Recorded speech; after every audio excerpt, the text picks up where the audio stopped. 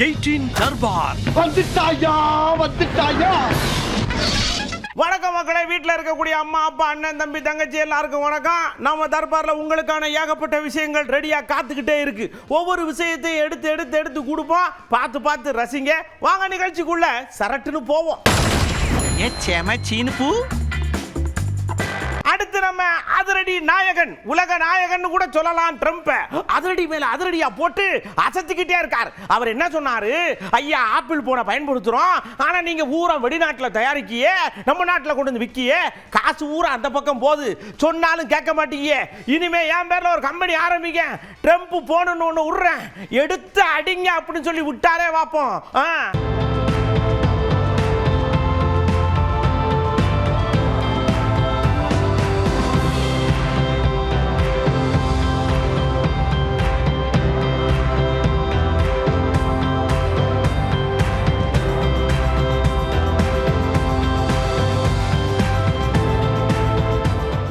நேரா கன்னியாகுமரியில போறவங்க வாரவங்களுக்கெல்லாம் கொய்யாப்பழம் டோய் அப்படின்னு சொன்ன உடனே என்னடா இது அப்படின்னு சொல்லி போய் பார்த்தா, காவல்துறை இருக்குல்ல, உசுரோட மதிப்பு உங்களுக்கு தெரியல, ஹெல்மெட்டை போடுங்க, கொய்யாக்கனியை வாங்கிட்டு போங்க, சீட்டு பெல்ட்டை போடுங்க, கொய்யாக்காயை வாங்கிட்டு போங்கன்னு வர்றவங்க உறவுக்கெல்லாம் இல்ல, ஹெல்மெட்டையும் பெல்ட்டையும் போட்டவங்களுக்கு கொடுத்துருக்காங்க. உடனே நான் இடுப்புல பெல்ட் போட்டிருக்கேன், கொய்யாப்பழம் கேட்கப்படாதாமா. ஹெல்மெட் போட்டு வந்தது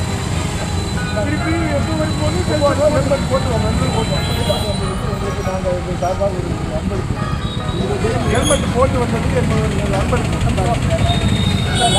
போட்டு போங்க. அப்பதான் உங்க சேஃப்டி. இந்த ஊர் மக்கள் சார்பாகவும் காவல்துறை சார்பாகவும் உங்களுக்கு ஊர் மக்கள் சார்பாகவும் வாழ்த்துக்கள். இப்படி கொய்யாப்பழத்தை வாங்கிக்கிட்டு அப்படியே உப்பு மிளகாய் தூவி அப்படி கடிக்கலான்னு பார்த்தா சரக்கு சரக்கு சரக்கு சரக்கு சரக்கு சரக்கு சரக்கு சரக்கு சரக்கு சரக்கு சரக்கு சுத்துது.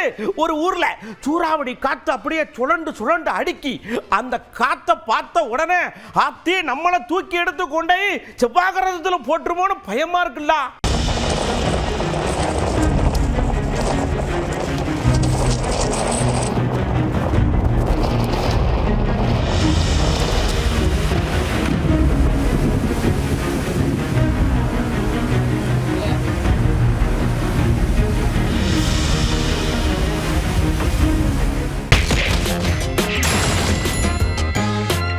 இப்ப நேரா நம்ம கவுண்டர் அட்டாக்குள்ள போறா. அங்க நம்ம அன்புமணி அண்ணாச்சி அப்படியே நிக்கிறார். வரப்பா என்னன்னு கேட்டா, நான் நாள் குறிச்சிட்டேன், அந்த நாள்ல அவங்களை அடிச்சு தளிச்சு தும்சம் பண்ணி வெளியில ஏத்திட்டு அங்க பிஎம்கே உட்கார போது யார சொன்னாரு தெரியுமா? டிஎம்கே தான் சொல்லியிருக்காரு. ஆத்தாடி என்ன இவ்வளவு கோமா இருக்கி ஐயான்னு கேட்டா, இனிமே அப்படித்தான் 2026 எங்களுக்கு தானே அடுக்க முடியல, அடுக்கிறார்ல.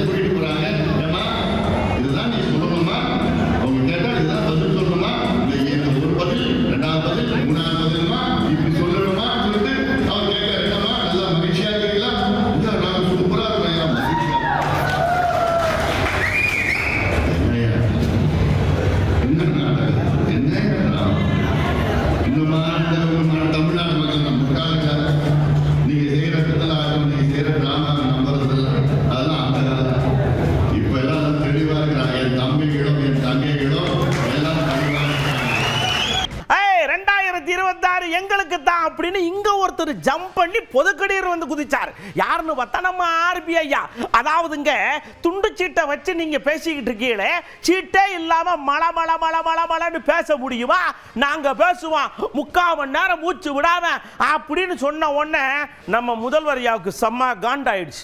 ஒரே மேடையில நீங்கள் விவாதிக்க தயாரா? துண்டு சீட்டு இல்லாமல் புரட்சி தலைவர் எடப்பாடியார் அவர்களுடன் இந்த சாமானிய தொண்டனோடு ஒரே மேடையில நீங்கள் விவாதிக்க தயாரா? ஆகவே நீங்கள் உழைப்பால் உயர்ந்தவர் என்று உங்களுக்கு நீங்களே பட்டம் சுட்டிக் கொள்வது நியாயமா? ஒரு கிளைக்கழக செயலாளராக தன் பொது வாழ்க்கையை தொடங்கி பொதுச் செயலாளராக உயர்ந்திருக்கிறாரே அவர் தான் உழைப்பால் உயர்ந்தார். நீங்கள் பிறப்பால் வந்த தலைவர். புரட்சி தமிழர் எடப்பாடியார் உழைப்பால் வந்த தலைவர் என்பதை மனதிலே வைத்து நாகரிகத்தை கடைபிடிக்க வேண்டும். ஸ்டாலின் ஐயா அவர்களே, இல்லை என்று சொன்னால் அநாகரிகமான உங்கள் நடவடிக்கைக்கு தமிழ்நாட்டு மக்கள் நிச்சயமாக பாடம் போட்டுவார்கள். அதாவது துண்டிச்சீட்டை வச்சு பேசுறோம்னு சொல்றீங்களே, என்னமோ நீங்க அப்படியே பேசுறவங்க. சட்ட ஒழுங்கை பத்தி வேற பேசுறீங்க. துப்பாக்கி சூட்டை டிவியில பார்த்து தான் எனக்கு தெரியும்னு சொன்ன குரூப் தானியா நீங்க. நம்ம நேரு ஐயா சொன்னார் பாருங்க, இந்த பக்கம் அப்படியே அரண்டு போயிட்டாங்க. சார், தேர்தல் வருது. தேர்தல் வந்ததுனால அவங்க புதுசா கண்டுபிடிச்சு விரதம் இருக்கிறாங்க, உண்ணாவிரதம் இருக்காங்க. அதுக்கெல்லாம் ஒன்றும் இல்லை. ஏற்கனவே இது மிக மிக பாதுகாப்பான மாநிலம் தமிழ்நாடு தான். நேற்று கூட நீங்கள் பார்த்தீங்கன்னா உடனடியாக எவ்வளோ குயிக்காக ஆக்ஷன்லாம் எடுக்கிறாங்கன்னு உங்களுக்கே தெரியும். உங்களுக்கு நல்லா தெரியும், இந்த தூத்துக்குடியில் எப்படி சுட்டாங்கன்னு உங்களுக்கு நல்லா தெரியும். அந்த ஒரு சில பேர் செய்யறது வந்து முழுமையாக தமிழ்நாட்டில் செய்யறதை எடுத்துக்கிட்டார். அது எவ்வளவு தூரம் முதலமைச்சர் அவர்கள் சட்டம் ஒழுங்கு அல்லது ஜாதி கலவரம் எதுவுமே இல்லாத அளவுக்கு இந்த ஆட்சியை கொண்டு போயிட்டு இருக்கிறார். எல்லாத்தையும் அழைச்சி பேசிதான் கொண்டு போயிட்டு இருக்கிறார். தேர்தல் வரும்போது அவங்கவுங்க தலைவர்கள் தங்களுடைய இருப்பை காட்டுறதுக்காக ஏதோ சொல்றாங்க. ஆனா ஆட்சி வந்து நல்ல முறையில முதலமைச்சர் நடத்தி கொண்டிருக்கிறார். சட்டம் ஒழுங்கு சிறப்பா இருந்துட்டு இருக்கு. அடுத்து நம்ம உயர்கல்வித்துறை அமைச்சர் ஐயா வந்த உடனே இங்க பாருங்க, குடும்ப அட்டை வச்சிருக்கிற எல்லா மகளிருக்கும் உதவித்தொகை உண்டுங்க, முடி பண்ணிட்டோங்க, நீங்க கவலைப்படாதீங்க. ஆமா, இப்ப பாருங்க எல்லாரும் நிக்கிறாங்க, லேடிஸ் பூரா உட்காந்துருக்கீங்களா, இதுதாங்க சமத்துவம். இது தெரியாம வெளியில என்னென்னமோ பேசிட்டு இருக்கிறாங்க அப்படின்னு சொன்னாரு பாருங்க. அப்படியே எல்லாருக்கும் புல்லரிச்சு போச்சு. விடுபட்டு போன எல்லா தாய்மார்களுக்கும் மகளிர் உரிமை தொகை வழங்கப்படும் என்று அறிவித்த முதலமைச்சர் என்று சொன்னால், குடும்ப அட்டை உள்ள எல்லா பெண்களுக்கும் ஏற்புடைய எல்லா மனுக்களுக்கும் அவைகளுக்கு வழங்குவதற்கான உறுதிமொழியை உத்தரவாதத்தை முதலமைச்சர் தளபதி வழங்கி இருக்கிறார். எனவே சகோதரிகள் எல்லாம் நாற்காலியிலே அமர்ந்திருக்கிறீர்கள், மகிழ்ச்சி.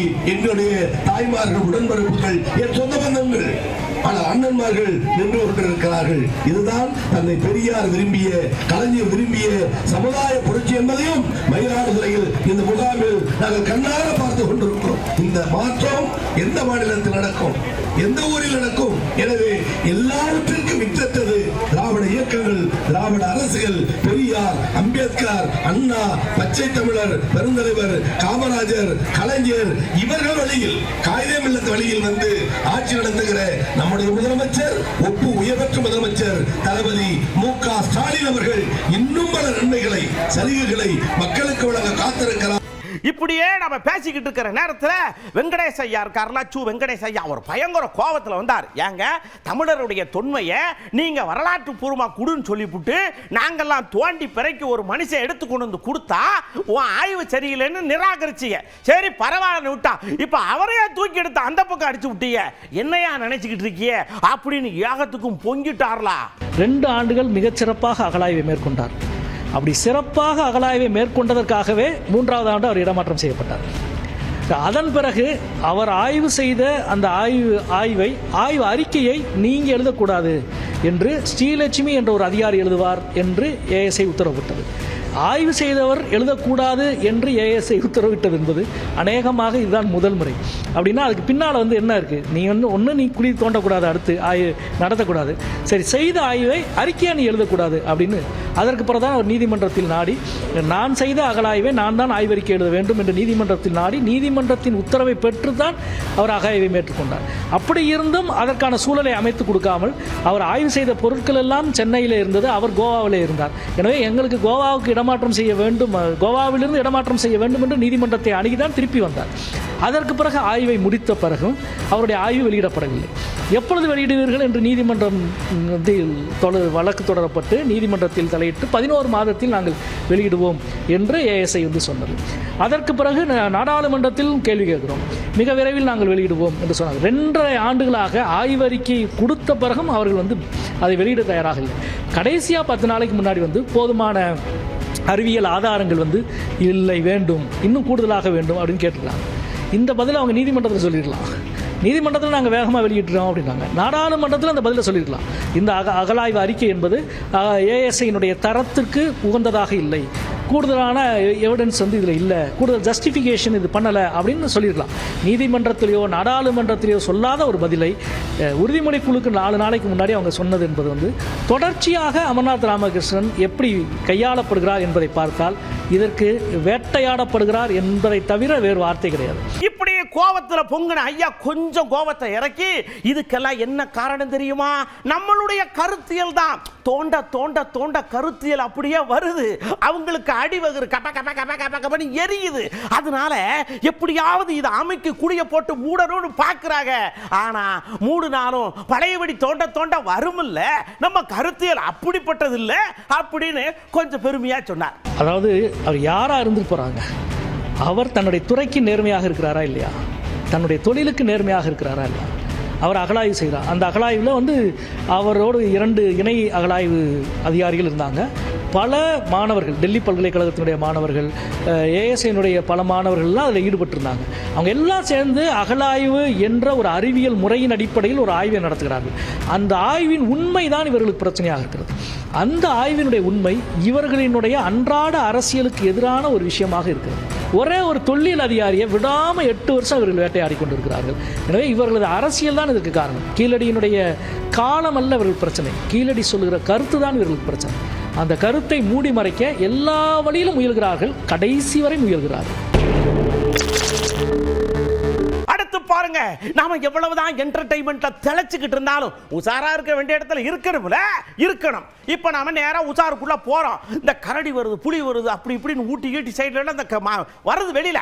திடீர்னு பார்த்தா இன்னைக்கு ஒண்ணு வந்திருக்குதான். மழை பெய்யுது போல் இருக்கு, வெயில் அடிக்குது போல் இருக்கு, எதுவுமே அதுகளுக்கு அங்க செட் ஆகல. வந்துருச்சு, பார்த்து பதனமா இருங்க.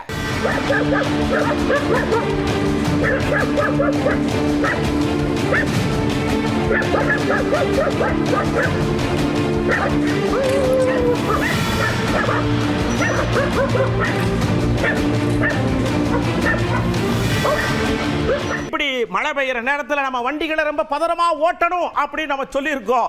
ஆனா மழை பெஞ்சாலும் வெயில் அடிச்சாலும் இப்படித்தான் ஓட்டுவோம்னு பல பேர் ஓட்டுறாங்க. ஆனா ஆம்புலன்ஸ் அப்படி பண்ண முடியாது. உயிரை காப்பாத்துறதுக்கு வேகமா போகணும்ல. என்னதான் இருந்தாலும் மழைக்கு தெரியாது இல்ல, அது ஆம்புலன்ஸ்னு சறுக்கி விட்டுருச்சு, நேரா போய் டொப்புன்னு இடிச்சிருச்சு. ஆனா உள்ள இருக்கவங்களுக்கு எந்த ஆபத்தும் இல்லை. ஆம்புலன்ஸா இருந்தாலும் இந்த மழை நேரத்தில் கொஞ்சம் பதறமா பார்த்து போங்க ஐயா.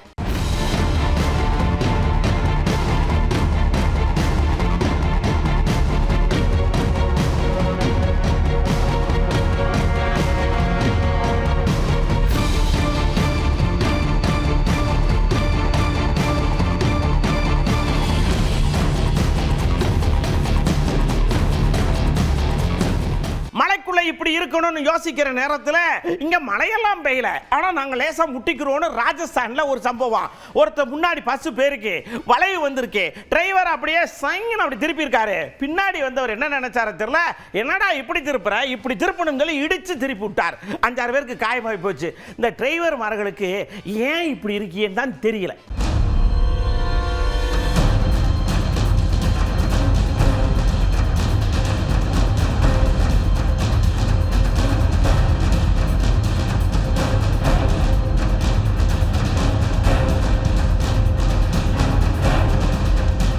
சரி, இப்படி டிரைவர்மார்கள்லாம் இப்படி அலகலம் பண்றாங்க அப்படின்னு நினைச்சிட்டு பார்த்தா அங்க ஒரு பையன் என்ன பண்ணிருக்கான், ஒரு அம்மா செவனேன்னு நடந்து போயிருக்கு.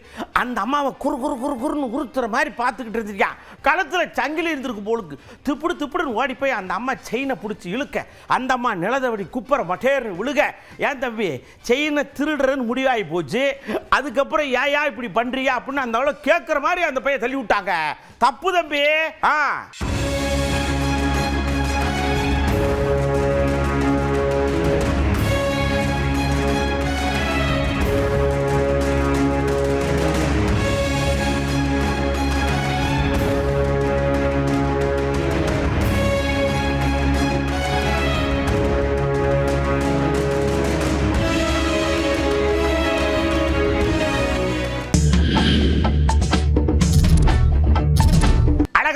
விஷயங்களை பார்த்து வெளியில் வராமல் மனசு அப்படியே அங்கே லயிச்சு போய் நிற்க, கொடைக்கானல்ல இருந்து மெல்லிய காற்று அப்படியே இழுக்குது நம்மளை.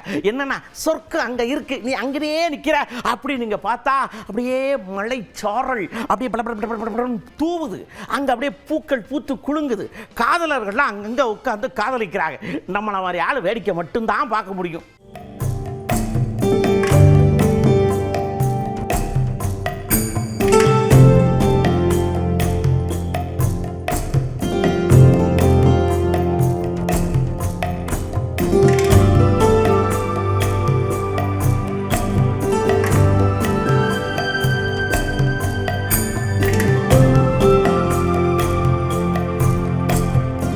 கொடைக்கானல்ல இப்படி குழுன்னு சொர்க்கம் இருந்துச்சுன்னா மயிலாடுதுறையில கூப்பிட்டாங்க, இங்க வாங்க. எப்பயுமே குழுன்னு இருந்தாலும் உடம்புக்கு ஆகாது, கொஞ்சம் அப்படியே ஜிவ்வுன்னு இருக்கணும் சொல்லி கூட்டு போனாங்க. பொன்னம்மா காளியம்மான்னு கோயில் திருவிழாவாங்க. அங்க அந்த மேளச்சத்தம் இருக்குல்ல, அதை அடிக்க அடிக்க அடிக்க உடம்புல இருக்கிற நாடி நரம்பெல்லாம் ஜிவ்வுன்னு ஏறி டண்ட நகர டமுக்கு நகர அப்படி இல்லை, ஜிங்குனாக்கு சாமியாட்ட மாதிரி ஆடி சொர்க்கத்தாங்க காட்டினாங்க. பாருங்க, ஒருட்டு பாருங்க, எல்லாரும் சேர்ந்து ஆடுவோம்.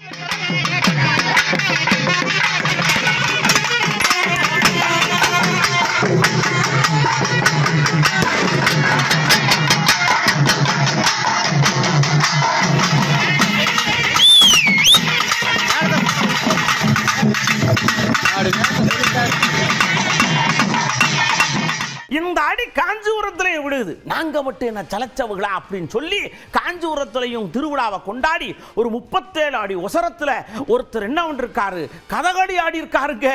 சொர்க்கத்தை அங்க காட்டுறேன்னு காட்டியிருக்காரு. அண்ணாந்து பாருங்க எல்லாரும்.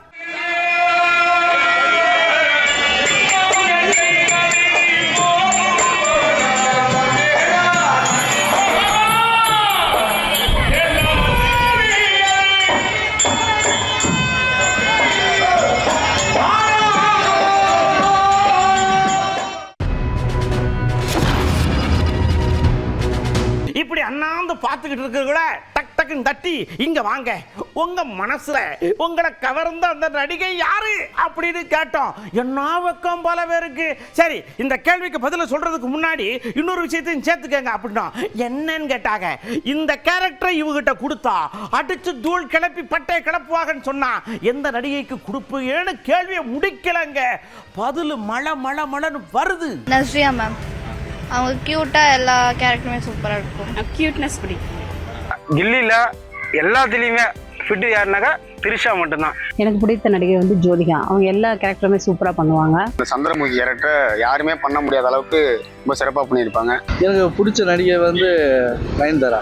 அவங்க எந்த கதாபாத்திரம் கொடுத்தாலும் சிறப்பாக நடிப்பாங்க, அதனால அவங்களை பிடிக்கும். ஃபேமிலி கேரக்டராக இருந்தாலும் சரி, ஆக்ஷன் ஃபிலிமாக இருந்தாலும் சரி, அந்த மாதிரி எடுத்து நல்லா பண்ணுறாங்க. எனக்கு பிடிச்ச நடிகை பார்த்தீங்கன்னா அனுஷ்கா ரொம்ப பிடிக்கும். அப்புறம் சிறந்த கதாபாத்திரம் நடிகர்னா சிம்ரன் நல்லா நடிக்கிறாங்க, சூப்பராக நடிக்கிறாங்க. எனக்கு பிடிச்சவங்க வந்து கீர்த்தி சுரேஷ். இப்போ இருக்கிறதுல எனக்கு ரொம்ப பிடிச்ச நடிகைன்னு பார்த்தா அது சமந்தா.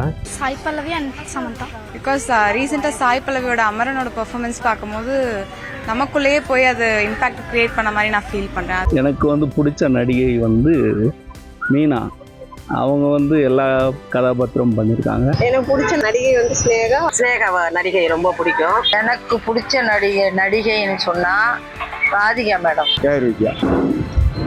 சகுனி படத்துல அம்மா கேரக்டர் நடிச்சது எனக்கு ரொம்ப ரொம்ப பிடிக்கும். நடிகை வந்து ஃபேமிலி மேரேஜ், ஆஃப்டர் மேரேஜ் வந்து பிள்ளைங்களை கவனிக்கணும், அவங்களோட சுச்சுவேஷன் காரணமாக தொடர்ந்து நடிக்கிறதுன்னு நான் நினைக்கிறேன். அவங்க தோற்றப்புல அப்படி மாறினாலும் அவங்க இது பண்ணுவாங்க, அந்த ஆக்ட்ரஸ் இது பண்ணுவாங்க அப்படின்னு சொல்லிக்கலாம். ஃபேமிலியோட ஒத்துழைக்காம இருக்கலாம். தர்பாரில் பார்த்த எல்லா விஷயங்களும் உங்களுக்கு பிடிச்சிருந்ததா? கண்டிப்பாக பிடிச்சிருக்கும் அப்படின்னு நான் நம்புறேன். இதே மாதிரி ஏகப்பட்ட விஷயங்களோட அடுத்த தர்பாரில் நான் உங்களை சந்திக்கிறேன். பழையபடியும் உங்களுக்கு திரும்ப திரும்ப சொல்றேன், அங்கங்க மழை பெய்யுது, சில இடங்கள்ல மழை பெய்யறதுக்கு உண்டான சூழல் இருக்கு. வண்டியை பதனமா ஓட்டுங்க. இன்னைக்கு ஒரு தம்பி ஓட்டுறதை பார்த்தா என் அடிவயர்லாம் கலங்கிருச்சு. நின்று அவர்கிட்ட கேட்கவும் செஞ்சுட்டேன். ஏன்னா பின்னாடி இருக்கிற டயரு, அதில் உள்ள இருக்கிற கம்பியெல்லாம் தெரியுதுங்க. தம்பி என்ன தம்பின்னு கேட்டா டயர் மாற்ற போறேன்னு சொல்லிட்டு போறாப்புலப்ப ஆத்தி எனக்கு அடிவயரே கலங்கி போச்சு. தயவு செஞ்சு இந்த மாதிரி ரிஸ்க் எல்லாம் எடுக்காதீங்க, சரிங்களா? ஒன்று கிடக்க ஒன்று ஆயிரும். ஓகே, அடுத்த தர்பாரில் இதே மாதிரி நான் உங்களை சந்திக்கிறேன். அதுவரை உங்கள்கிட்ட இருந்து அன்போடும் பண்போடும் பாசத்தோடும் விடைபெற்றுக் கொள்வது உங்கள் அன்பு நண்பன் எழில். வணக்க மக்களே. 18 தர்பார் வந்துட்டாயா. போறேன்.